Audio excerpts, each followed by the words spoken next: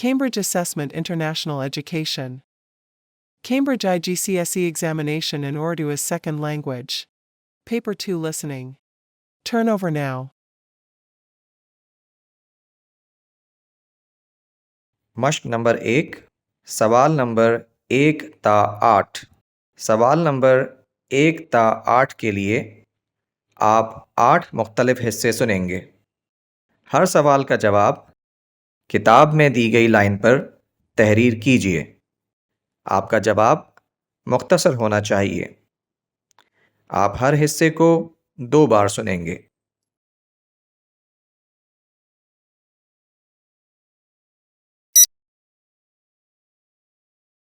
سوال نمبر 1 امی، آج مجھے اسکول نہیں جانا۔ آپ اسکول فون کر کے بتا دیجیے کہ میں آج اسکول نہیں جا سکوں گا کیونکہ میری طبیعت ٹھیک نہیں ہے۔ کیا ہوا جہانگیر؟ مجھے تو تمہاری طبیعت ٹھیک لگ رہی ہے۔ امی، کل کرکٹ میچ کی وجہ سے میں اسکول سے ملنے والا کام نہیں کر سکا۔ یہ تو بہت بری بات ہے۔ ایک تو اسکول سے ملنے والا کام نہیں کیا، دوسرا اسکول سے چھٹی، اور تیسرا اسکول سے جھوٹ بولنا۔ امی، آپ ٹھیک کہہ رہی ہیں، لیکن اب آپ یہ بتائیں میں کیا کروں؟ دیکھو بیٹا، اپنے گناہ میں مجھے شامل نہ کرو اور خاموشی سے اسکول جاؤ، اور ہاں، اپنے اساتذہ کو سچ سچ بتا دینا کیونکہ سچ کو ہر کوئی پسند کرتا ہے۔ ٹھیک ہے امی، میں اسکول چلا جاتا ہوں۔ آپ بس میری ڈائری پر ایک نوٹ لکھ دیجیے۔ ٹھیک ہے، میں لکھ دیتی ہوں۔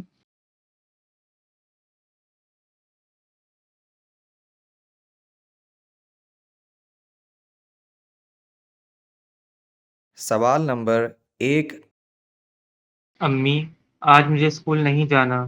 آپ اسکول فون کر کے بتا دیجیے کہ میں آج اسکول نہیں جا سکوں گا کیونکہ میری طبیعت ٹھیک نہیں ہے۔ کیا ہوا جہانگیر؟ مجھے تو تمہاری طبیعت ٹھیک لگ رہی ہے۔ امی، کل کرکٹ میچ کی وجہ سے میں اسکول سے ملنے والا کام نہیں کر سکا۔ یہ تو بہت بری بات ہے۔ ایک تو اسکول سے ملنے والا کام نہیں کیا، دوسرا اسکول سے چھٹی، اور تیسرا اسکول سے جھوٹ بولنا۔ امی، آپ ٹھیک کہہ رہی ہیں، لیکن اب آپ یہ بتائیں میں کیا کروں؟ دیکھو بیٹا، اپنے گناہ میں مجھے شامل نہ کرو اور خاموشی سے اسکول جاؤ، اور ہاں، اپنے اساتذہ کو سچ سچ بتا دینا کیونکہ سچ کو ہر کوئی پسند کرتا ہے۔ ٹھیک ہے امی، میں اسکول چلا جاتا ہوں۔ آپ بس میری ڈائری پر ایک نوٹ لکھ دیجیے۔ ٹھیک ہے، میں لکھ دیتی ہوں۔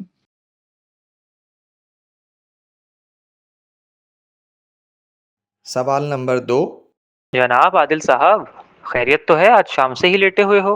بس یار عجیب بے چینی سی ہے ثاقب، کوفت ہو رہی ہے اور کچھ کرنے کا دل نہیں کر رہا۔ نئے نئے ہاسٹل آئے ہو نا، اس لیے گھر کی یاد آ رہی ہوگی۔ ہاں یار، گھر بھولا ہی کب ہوں، گھر بھی کوئی بھولنے والی چیز ہے کیا؟ میرے بھائی، اپنے آپ کو مصروف رکھو، پھر دل لگ جائے گا۔ اچھا، میں تیراکی کے لیے سوئمنگ پول جا رہا ہوں، تم بھی میرے ساتھ چلو۔ لیکن مجھے تو تیراکی آتی ہی نہیں، میں پول جا کر کیا کروں گا؟ کوئی بات نہیں، تیراکی نہ کرنا، وہاں بیٹھے رہنا۔ دیکھو باہر کتنا اچھا موسم ہے، اتنی اچھی شام کمرے میں گزارو گے کیا؟ چلو اٹھو، میں تمہیں یقین دلاتا ہوں کہ تمہاری طبیعت سے اکتاہٹ اور بے چینی ختم ہو جائے گی۔ ٹھیک ہے، 2 منٹ ٹھہرو، میں ہاتھ منہ دھو لوں۔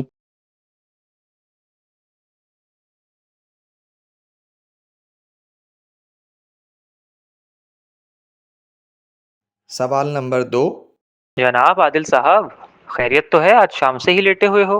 بس یار عجیب بے چینی سی ہے ثاقب، کوفت ہو رہی ہے اور کچھ کرنے کا دل نہیں کر رہا۔ نئے نئے ہاسٹل آئے ہو نا، اس لیے گھر کی یاد آ رہی ہوگی۔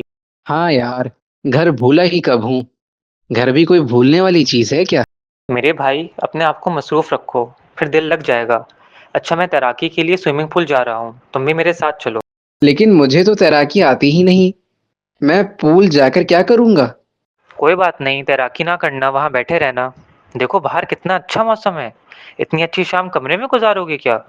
چلو اٹھو، میں تمہیں یقین دلاتا ہوں کہ تمہاری طبیعت سے اکتاہٹ اور بے چینی ختم ہو جائے گی۔ ٹھیک ہے، 2 منٹ ٹھہرو، میں ہاتھ منہ دھو لوں۔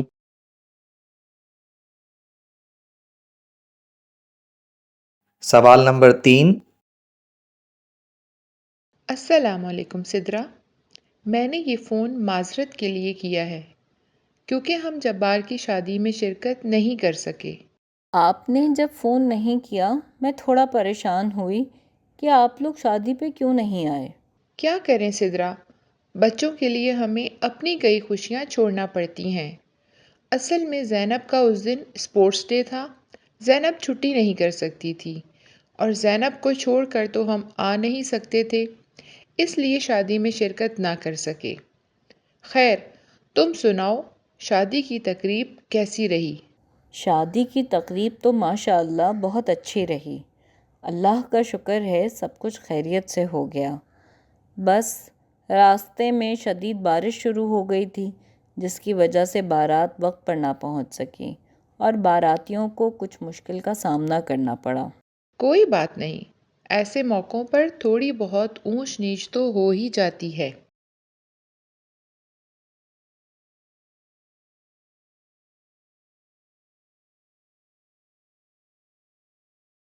سوال نمبر 3۔ السلام علیکم سدرا، میں نے یہ فون معذرت کے لیے کیا ہے کیونکہ ہم جبار کی شادی میں شرکت نہیں کر سکے۔ آپ نے جب فون نہیں کیا میں تھوڑا پریشان ہوئی کہ آپ لوگ شادی پہ کیوں نہیں آئے۔ کیا کریں سدرا، بچوں کے لیے ہمیں اپنی کئی خوشیاں چھوڑنا پڑتی ہیں۔ اصل میں زینب کا اس دن اسپورٹس ڈے تھا۔ زینب چھٹی نہیں کر سکتی تھی اور زینب کو چھوڑ کر تو ہم آ نہیں سکتے تھے، اس لیے شادی میں شرکت نہ کر سکے۔ خیر، تم سناؤ، شادی کی تقریب کیسی رہی؟ شادی کی تقریب تو ماشاء اللہ بہت اچھی رہی۔ اللہ کا شکر ہے سب کچھ خیریت سے ہو گیا۔ بس راستے میں شدید بارش شروع ہو گئی تھی، جس کی وجہ سے بارات وقت پر نہ پہنچ سکی اور باراتیوں کو کچھ مشکل کا سامنا کرنا پڑا۔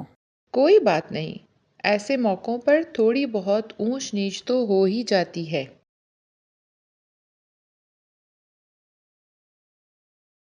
سوال نمبر 4۔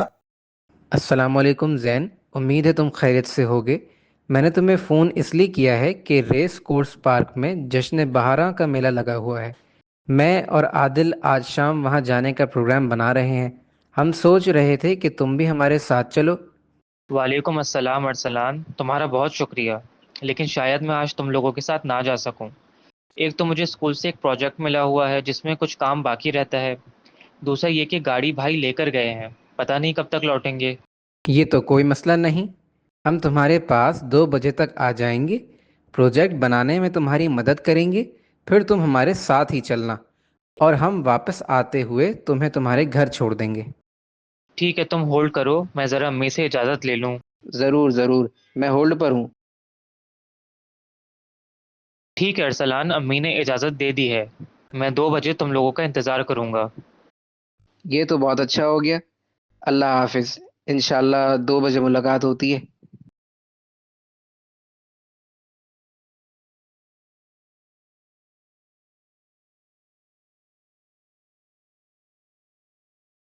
سوال نمبر 4۔ السلام علیکم زین، امید ہے تم خیریت سے ہوگے۔ میں نے تمہیں فون اس لیے کیا ہے کہ ریس کورس پارک میں جشن بہاراں کا میلہ لگا ہوا ہے۔ میں اور عادل آج شام وہاں جانے کا پروگرام بنا رہے ہیں۔ ہم سوچ رہے تھے کہ تم بھی ہمارے ساتھ چلو۔ وعلیکم السلام ارسلان، تمہارا بہت شکریہ، لیکن شاید میں آج تم لوگوں کے ساتھ نہ جا سکوں۔ ایک تو مجھے اسکول سے ایک پروجیکٹ ملا ہوا ہے جس میں کچھ کام باقی رہتا ہے، دوسرا یہ کہ گاڑی بھائی لے کر گئے ہیں، پتہ نہیں کب تک لوٹیں گے۔ یہ تو کوئی مسئلہ نہیں، ہم تمہارے پاس 2 بجے تک آ جائیں گے، پروجیکٹ بنانے میں تمہاری مدد کریں گے، پھر تم ہمارے ساتھ ہی چلنا اور ہم واپس آتے ہوئے تمہیں تمہارے گھر چھوڑ دیں گے۔ ٹھیک ہے، تم ہولڈ کرو، میں ذرا امی سے اجازت لے لوں۔ ضرور ضرور، میں ہولڈ پر ہوں۔ ٹھیک ہے ارسلان، امی نے اجازت دے دی ہے، میں 2 بجے تم لوگوں کا انتظار کروں گا۔ یہ تو بہت اچھا ہو گیا۔ اللہ حافظ، انشاءاللہ 2 بجے ملاقات ہوتی ہے۔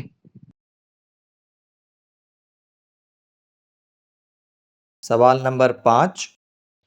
خواتین و حضرات توجہ فرمائیے، اسلام آباد سے اسکردو جانے والی PIA کی پرواز PK660 موسم کی خرابی کی وجہ سے تاخیر سے روانہ ہوگی۔ آپ سے گزارش ہے کہ انتظار گاہ میں تشریف رکھیے، اپنا دستی سامان اپنے ہمراہ رکھیے، انتظار گاہ میں لگے مانیٹرز پر نظر رکھیے تاکہ آپ فلائٹ شیڈیول میں ہونے والے رد و بدل سے آگاہ رہ سکیں۔ کیفیٹیریا آپ کی خدمت کے لیے 24 گھنٹے کھلا ہے۔ اسکردو جانے والے مسافروں کو کیفیٹیریا سے خریداری پر قیمتوں میں 50% تک کی خصوصی رعایت دی جا رہی ہے۔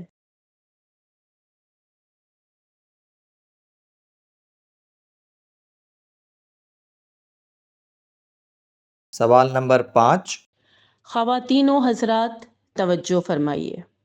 اسلام آباد سے اسکردو جانے والی PIA کی پرواز PK660 موسم کی خرابی کی وجہ سے تاخیر سے روانہ ہوگی۔ آپ سے گزارش ہے کہ انتظار گاہ میں تشریف رکھیے، اپنا دستی سامان اپنے ہمراہ رکھیے، انتظار گاہ میں لگے مانیٹرز پر نظر رکھیے تاکہ آپ فلائٹ شیڈیول میں ہونے والے رد و بدل سے آگاہ رہ سکیں۔ کیفیٹیریا آپ کی خدمت کے لیے 24 گھنٹے کھلا ہے۔ اسکردو جانے والے مسافروں کو کیفیٹیریا سے خریداری پر قیمتوں میں 50% تک کی خصوصی رعایت دی جا رہی ہے۔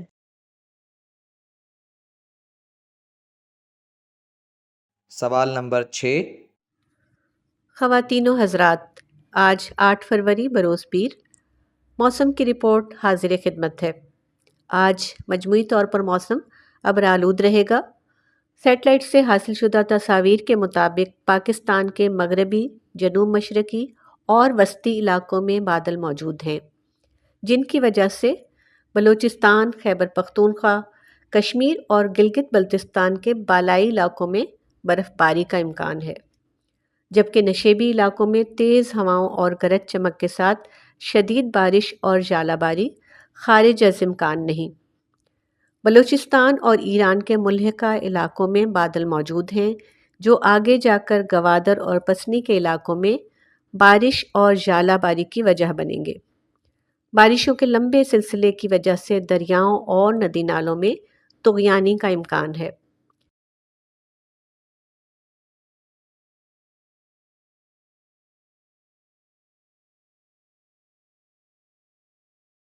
سوال نمبر 6۔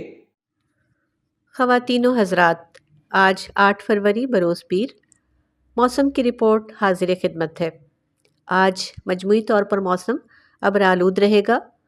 سیٹلائٹ سے حاصل شدہ تصاویر کے مطابق پاکستان کے مغربی، جنوب مشرقی اور وسطی علاقوں میں بادل موجود ہیں، جن کی وجہ سے بلوچستان، خیبر پختونخوا، کشمیر اور گلگت بلتستان کے بالائی علاقوں میں برف باری کا امکان ہے، جبکہ نشیبی علاقوں میں تیز ہواؤں اور گرج چمک کے ساتھ شدید بارش اور ژالہ باری خارج از امکان نہیں۔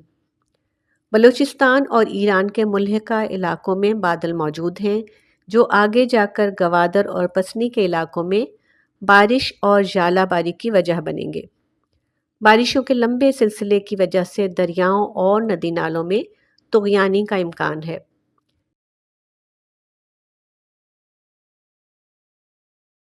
سوال نمبر 7۔ کیا آپ مجھے بتا سکتی ہیں کہ اسلام آباد سے اسکردو پہنچنے میں کتنا وقت لگے گا؟ سر، اگر موسم صاف ہو تو اس جہاز میں 1 گھنٹہ لگتا ہے۔ کیا آپ بتا سکتی ہیں کہ اسکردو کے راستے میں ہمیں کن کن سیاحتی اور اہم مقامات کو اوپر سے دیکھنے کا موقع ملے گا؟ جی سر، بالکل۔ آپ کو اس سفر میں فیصل مسجد، مارگلہ کے پہاڑ، وادی کاغان اور وادی ناران، جھیل سیف الملوک، لولو سر جھیل، بابو سر ٹاپ، دریائے سندھ اور خاص طور پر نانگا پربت دیکھنے کا موقع ملے گا۔ کیا آپ مجھے کھڑکی والی نشست دے سکتی ہیں؟ سر، اس حوالے سے میں آپ سے معذرت چاہوں گی، کیونکہ جہاز میں بورڈنگ مکمل ہو چکی ہے، تاہم آپ اپنے ساتھی مسافر سے درخواست کر کے کھڑکی والی نشست لے سکتے ہیں۔ جی، بہت شکریہ۔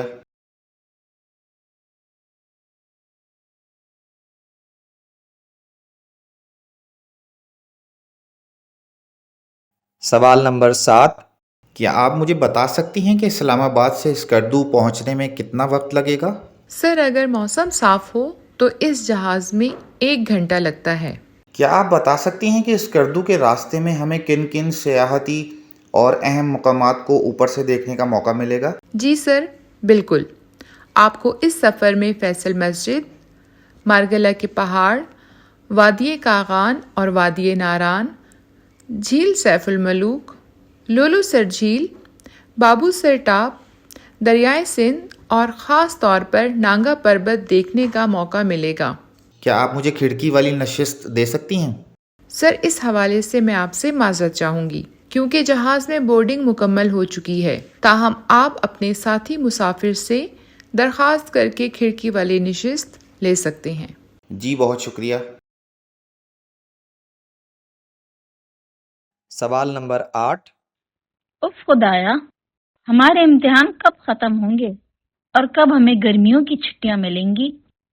زینب، مجھے بھی چھٹیوں کا شدت سے انتظار ہے۔ ہم نے تو اس دفعہ چھٹیوں میں کیلاش جانے کا پروگرام بنایا ہے۔ ارے واہ شازیہ، کیا اتفاق ہے! ہم نے بھی اس بار چھٹیوں میں کیلاش جانے کا ہی پروگرام بنایا ہے۔ میرے ابو بتا رہے تھے کہ ہم کیلاش سے واپس آتے ہوئے وادی کمراٹ بھی جائیں گے۔ سنا ہے بہت خوبصورت وادی ہے۔ زینب، کمراٹ واقعی بہت خوبصورت اور دلکش وادی ہے۔ وہاں کے دریا کا پانی نیلے رنگ کا ہے۔ ہم پچھلے سال ہی کمراٹ گئے تھے۔ اللہ کرے ہمارے امتحان کا نتیجہ اچھا آ جائے، کیونکہ میرے ابو نے تو کہہ دیا ہے کہ اگر نتیجہ اچھا نہیں آیا تو کوئی کہیں نہیں جائے گا۔ انشاءاللہ نتیجہ بہت اچھا ہوگا۔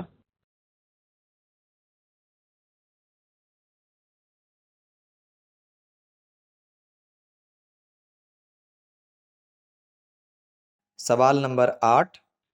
اف خدایا، ہمارے امتحان کب ختم ہوں گے اور کب ہمیں گرمیوں کی چھٹیاں ملیں گی؟ زینب، مجھے بھی چھٹیوں کا شدت سے انتظار ہے۔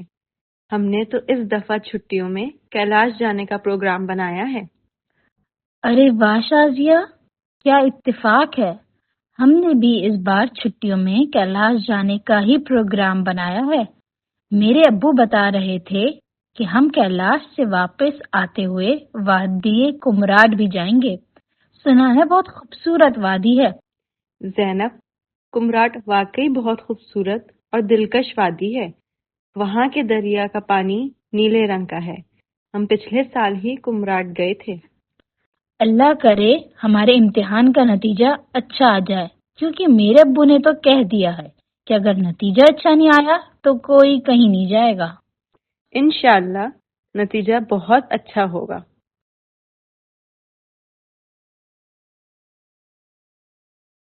مشق نمبر 1 ختم ہوئی۔ اب آپ تھوڑی دیر میں مشق نمبر 2 سنیں گے، لہٰذا کتاب میں دیے گئے مشق نمبر 2 کے سوالات غور سے پڑھیے۔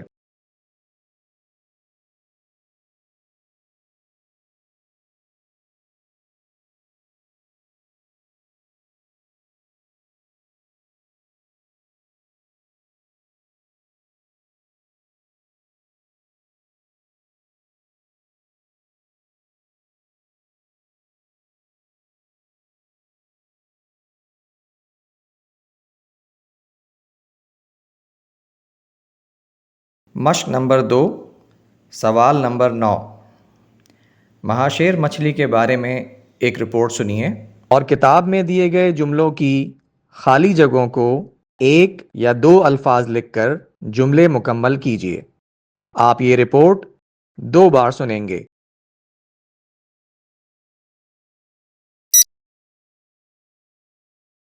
ہر قوم کی اپنی کچھ مختلف خصوصیات ہوتی ہیں جن کی وجہ سے وہ قوم دوسری اقوام سے منفرد ہو جاتی ہے۔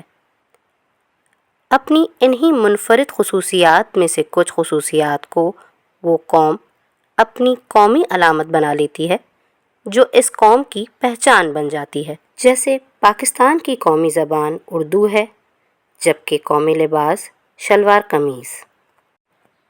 اسی طرح قومی پھول چمیلی اور قومی درخت دیودار ہے۔ قومی جانور مارخور کے بارے میں تو آپ پڑھ چکے ہیں، مگر آپ یہ جان کے حیران ہوں گے کہ پاکستان کا قومی پرندہ چکور اور قومی مچھلی مہاشیر ہے۔ آج ہم اسی مچھلی کے بارے میں بات کر رہے ہیں۔ اس مچھلی کے تو نام کے ساتھ ہی لفظ شیر لگا ہوا ہے۔ تو اس کا مطلب ہے کہ یہ کوئی بہت بڑی مچھلی ہے، یعنی مچھلیوں میں شیر مچھلی۔ جی بالکل ایسا ہی ہے، دریائی مچھلیوں میں یہ مچھلی اتنی بڑی ہوتی ہے کہ اس کا زیادہ سے زیادہ وزن 100 کلو گرام تک ہو سکتا ہے۔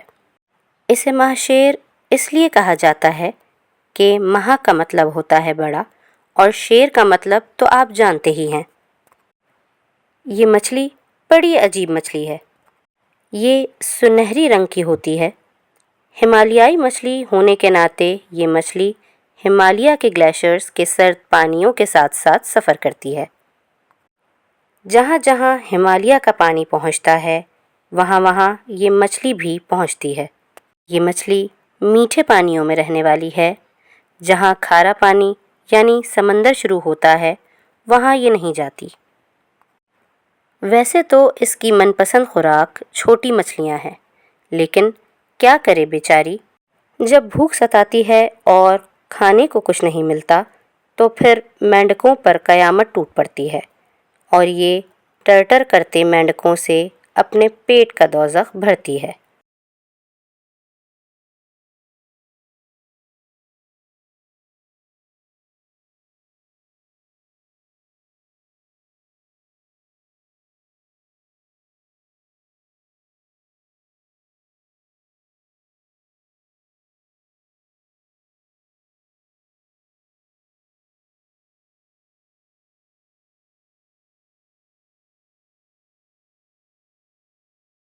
اب آپ یہ رپورٹ دوبارہ سنیے۔ ہر قوم کی اپنی کچھ مختلف خصوصیات ہوتی ہیں جن کی وجہ سے وہ قوم دوسری اقوام سے منفرد ہو جاتی ہیں۔ اپنی انہی منفرد خصوصیات میں سے کچھ خصوصیات کو وہ قوم اپنی قومی علامت بنا لیتی ہے جو اس قوم کی پہچان بن جاتی ہے۔ جیسے پاکستان کی قومی زبان اردو ہے، جبکہ قومی لباس شلوار قمیض۔ اسی طرح قومی پھول چمیلی اور قومی درخت دیودار ہے۔ قومی جانور مارخور کے بارے میں تو آپ پڑھ چکے ہیں، مگر آپ یہ جان کے حیران ہوں گے کہ پاکستان کا قومی پرندہ چکور اور قومی مچھلی ماہ شیر ہے۔ آج ہم اسی مچھلی کے بارے میں بات کر رہے ہیں۔ اس مچھلی کے تو نام کے ساتھ ہی لفظ شیر لگا ہوا ہے، تو اس کا مطلب ہے کہ یہ کوئی بہت بڑی مچھلی ہے، یعنی مچھلیوں میں شیر مچھلی۔ جی بالکل ایسا ہی ہے، دریائی مچھلیوں میں یہ مچھلی اتنی بڑی ہوتی ہے کہ اس کا زیادہ سے زیادہ وزن 100 کلو گرام تک ہو سکتا ہے۔ اسے ماہ شیر اس لیے کہا جاتا ہے کہ ماہ کا مطلب ہوتا ہے بڑا اور شیر کا مطلب تو آپ جانتے ہی ہیں۔ یہ مچھلی بڑی عجیب مچھلی ہے، یہ سنہری رنگ کی ہوتی ہے۔ ہمالیائی مچھلی ہونے کے ناطے یہ مچھلی ہمالیہ کے گلیشیئرز کے سرد پانیوں کے ساتھ ساتھ سفر کرتی ہے۔ جہاں جہاں ہمالیہ کا پانی پہنچتا ہے وہاں وہاں یہ مچھلی بھی پہنچتی ہے۔ یہ مچھلی میٹھے پانیوں میں رہنے والی ہے، جہاں کھارا پانی یعنی سمندر شروع ہوتا ہے وہاں یہ نہیں جاتی۔ ویسے تو اس کی من پسند خوراک چھوٹی مچھلیاں ہیں، لیکن کیا کرے بیچاری، جب بھوک ستاتی ہے اور کھانے کو کچھ نہیں ملتا تو پھر مینڈکوں پر قیامت ٹوٹ پڑتی ہے اور یہ ٹرٹر کرتے مینڈکوں سے اپنے پیٹ کا دوزخ بھرتی ہے۔ مشق نمبر 2 ختم ہوئی۔ اب آپ تھوڑی دیر میں مشق نمبر 3 سنیں گے، لہٰذا کتاب میں دیے گئے مشق نمبر 3 کے سوالات غور سے پڑھیے۔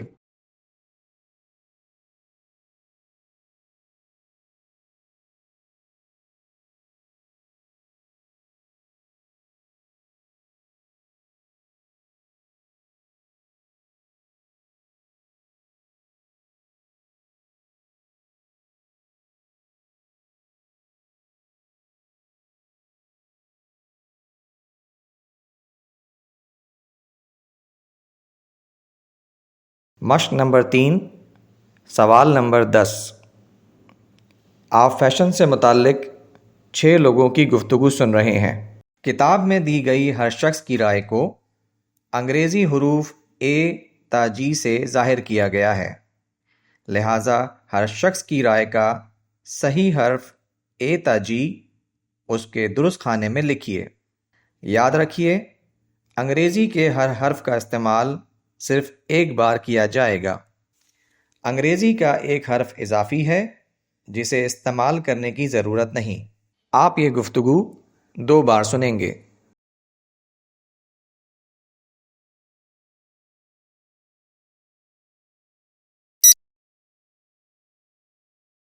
پہلی رائے: مجھے تو ہر نئی چیز اچھی لگتی ہے، نئے کپڑے، نئے جوتے، یہاں تک کہ نیا فرنیچر بھی۔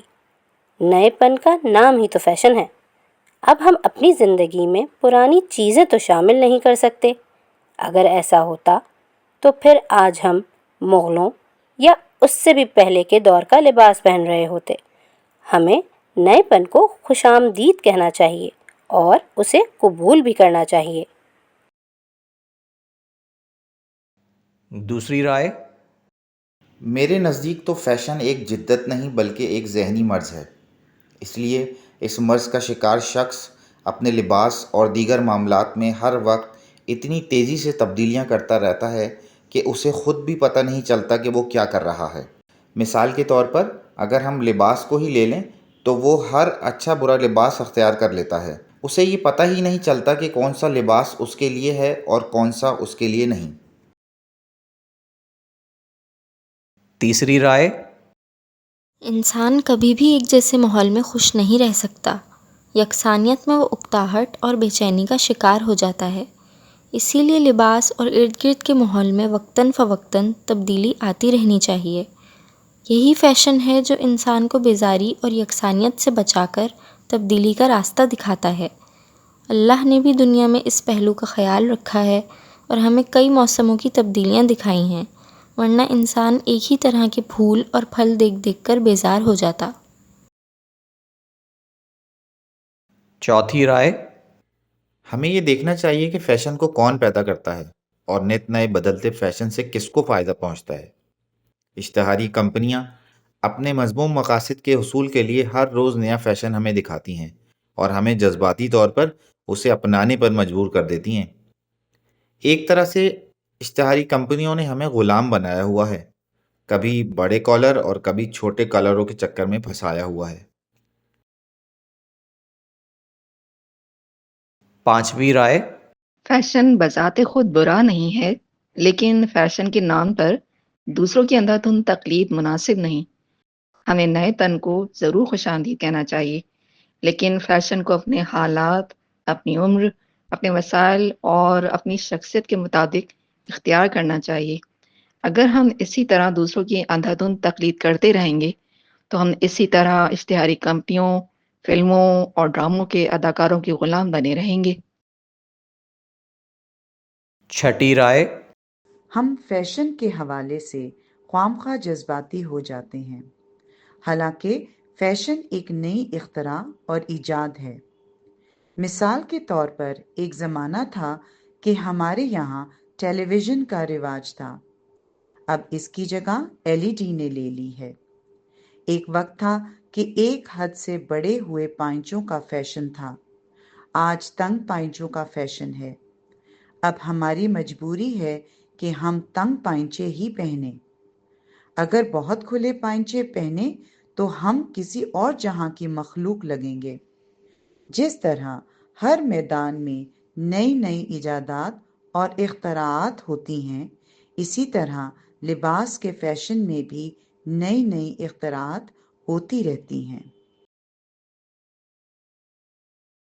اب آپ یہ گفتگو دوبارہ سنیے۔ پہلی رائے: مجھے تو ہر نئی چیز اچھی لگتی ہے، نئے کپڑے، نئے جوتے، یہاں تک کہ نیا فرنیچر بھی۔ نئے پن کا نام ہی تو فیشن ہے۔ اب ہم اپنی زندگی میں پرانی چیزیں تو شامل نہیں کر سکتے۔ اگر ایسا ہوتا تو پھر آج ہم مغلوں یا اس سے بھی پہلے کے دور کا لباس پہن رہے ہوتے۔ ہمیں نئے پن کو خوش آمدید کہنا چاہیے اور اسے قبول بھی کرنا چاہیے۔ دوسری رائے: میرے نزدیک تو فیشن ایک جدت نہیں بلکہ ایک ذہنی مرض ہے۔ اس لیے اس مرض کا شکار شخص اپنے لباس اور دیگر معاملات میں ہر وقت اتنی تیزی سے تبدیلیاں کرتا رہتا ہے کہ اسے خود بھی پتہ نہیں چلتا کہ وہ کیا کر رہا ہے۔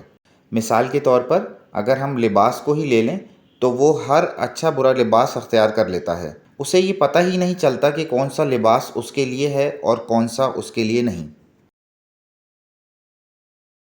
تیسری رائے، انسان کبھی بھی ایک جیسے ماحول میں خوش نہیں رہ سکتا۔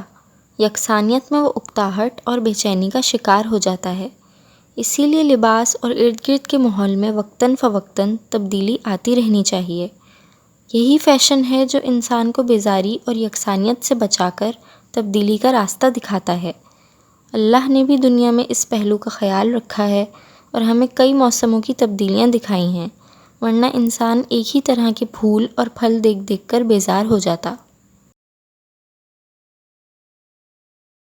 چوتھی رائے، ہمیں یہ دیکھنا چاہیے کہ فیشن کو کون پیدا کرتا ہے اور نت نئے بدلتے فیشن سے کس کو فائدہ پہنچتا ہے۔ اشتہاری کمپنیاں اپنے مذموم مقاصد کے حصول کے لیے ہر روز نیا فیشن ہمیں دکھاتی ہیں اور ہمیں جذباتی طور پر اسے اپنانے پر مجبور کر دیتی ہیں۔ ایک طرح سے اشتہاری کمپنیوں نے ہمیں غلام بنایا ہوا ہے، کبھی بڑے کالر اور کبھی چھوٹے کالروں کے چکر میں پھنسایا ہوا ہے۔ پانچویں رائے، فیشن بذات خود برا نہیں ہے، لیکن فیشن کے نام پر دوسروں کی اندھا دھند تقلید مناسب نہیں۔ ہمیں نئے تن کو ضرور خوش آمدید کہنا چاہیے، لیکن فیشن کو اپنے حالات، اپنی عمر، اپنے وسائل اور اپنی شخصیت کے مطابق اختیار کرنا چاہیے۔ اگر ہم اسی طرح دوسروں کی اندھا دھند تقلید کرتے رہیں گے تو ہم اسی طرح اشتہاری کمپنیوں، فلموں اور ڈراموں کے اداکاروں کے غلام بنے رہیں گے۔ چھٹی رائے، ہم فیشن کے حوالے سے خواہ جذباتی ہو جاتے ہیں، حالانکہ فیشن ایک نئی اختراع اور ایجاد ہے۔ مثال کے طور پر ایک زمانہ تھا کہ ہمارے یہاں ٹیلی ویژن کا رواج تھا، اب اس کی جگہ LED نے لے لی ہے۔ ایک وقت تھا کہ ایک حد سے بڑے ہوئے پائنچوں کا فیشن تھا، آج تنگ پائنچوں کا فیشن ہے۔ اب ہماری مجبوری ہے کہ ہم تنگ پائنچے ہی پہنیں۔ اگر بہت کھلے پائنچے پہنیں تو ہم کسی اور جہاں کی مخلوق لگیں گے۔ جس طرح ہر میدان میں نئی نئی ایجادات اور اختراعات ہوتی ہیں، اسی طرح لباس کے فیشن میں بھی نئی نئی اختراعات ہوتی رہتی ہیں۔ مشق نمبر 3 ختم ہوئی۔ اب آپ تھوڑی دیر میں مشق نمبر 4 سنیں گے، لہٰذا کتاب میں دیے گئے مشق نمبر 4 کے سوالات غور سے پڑھیے۔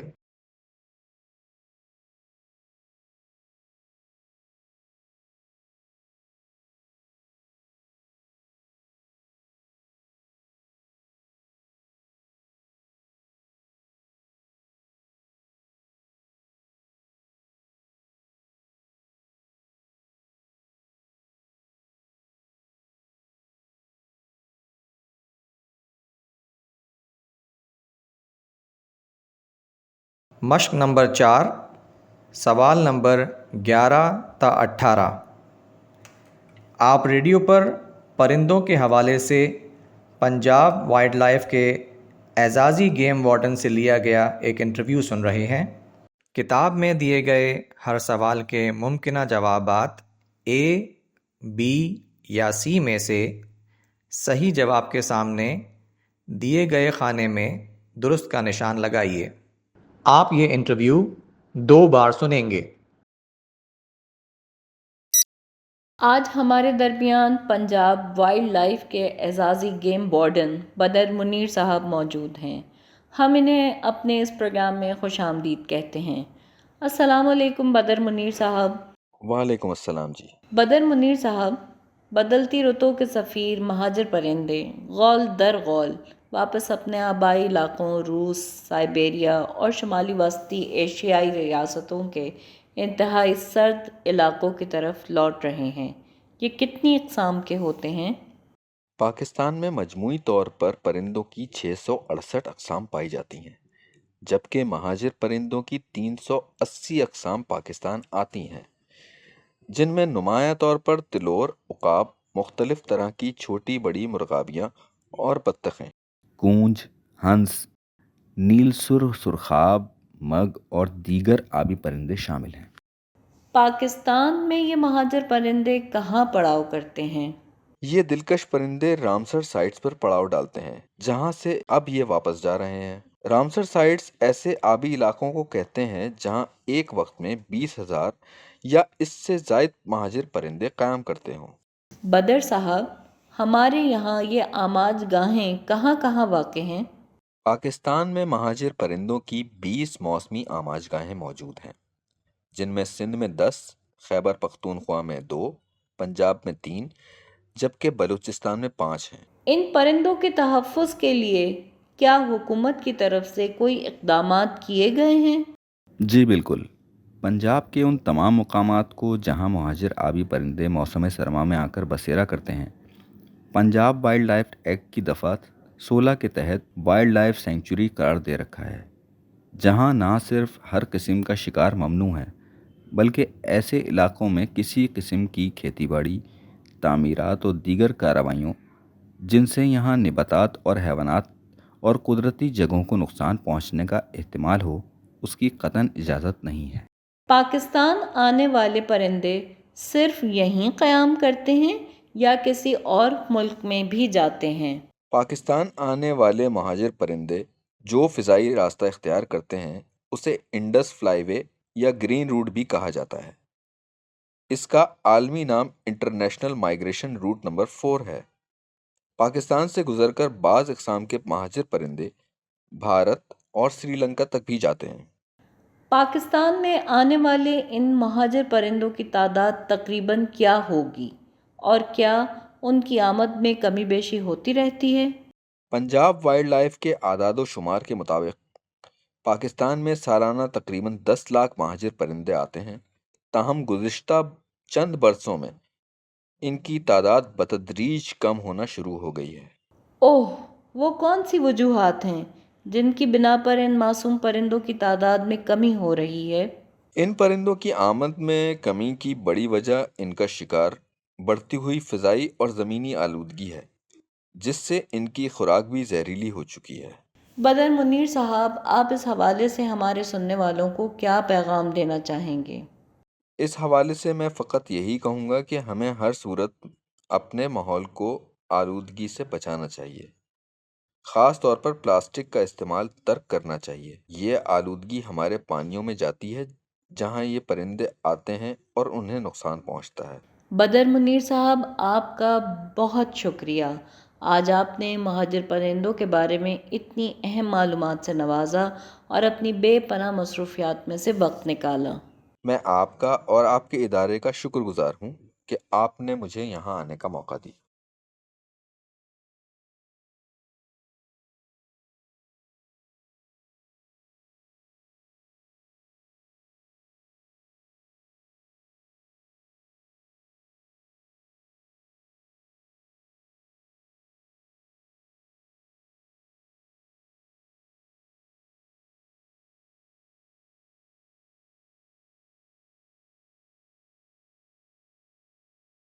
اب آپ یہ انٹرویو دوبارہ سنیے۔